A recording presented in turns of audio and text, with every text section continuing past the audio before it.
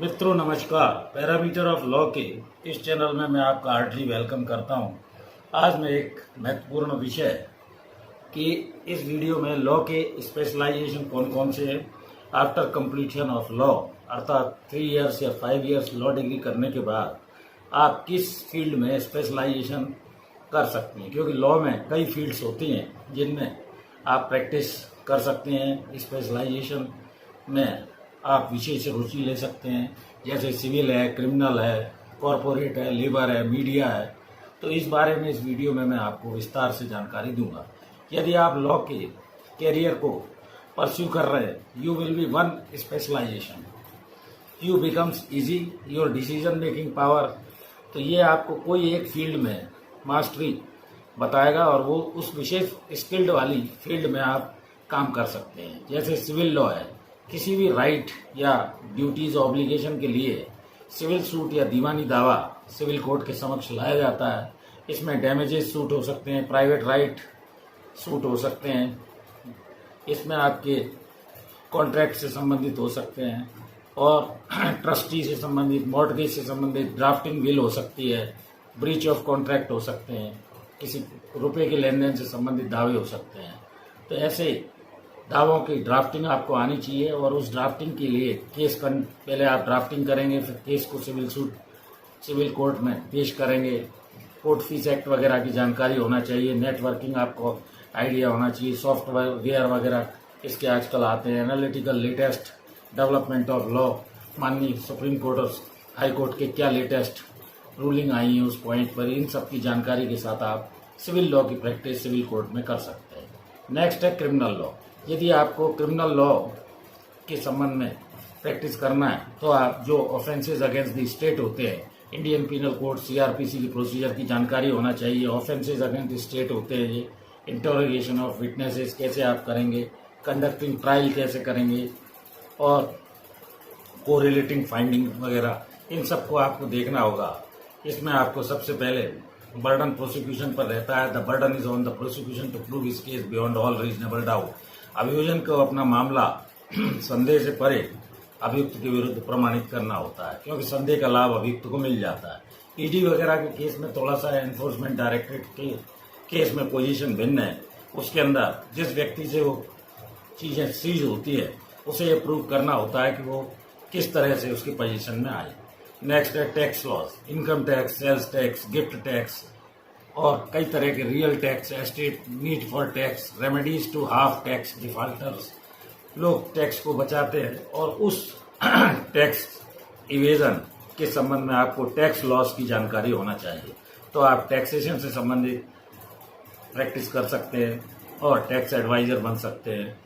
इसके अलावा corporate laws, जो कंपनी में बड़ी बड़ी कंपनी है, their legal rights, obligation and privileges, study statutes, constitution, किसी बड़ी कंपनी के लीगल रिलेटेड मैटर्स के लिए कॉरपोरेट लॉज की भी आपको जानकारी होनी चाहिए। वर्तमान में मल्टीनेशनल कंपनीज में कई तरह के डिस्प्यूट्स पैदा होते हैं जिनको आप कॉरपोरेट लॉज की जानकारी रखकर इस फील्ड में स्पेशलाइजेशन चुन सकते हैं। इंटरनेशनल लॉज, जो कि सभी देशों के कई बार इंटरनेशनल जैसे ट्रीटी होती है उसी तरह इंटरनेशनल जो भी माल भेजा जाता है, गुड्स के संबंध में कोई डिस्प्यूट्स है तो आप इंटरनेशनल लॉ की जानकारी रखकर इंटरनेशनल लॉ से संबंधित प्रैक्टिस भी स्पेशलाइजेशन के रूप में कर सकते हैं।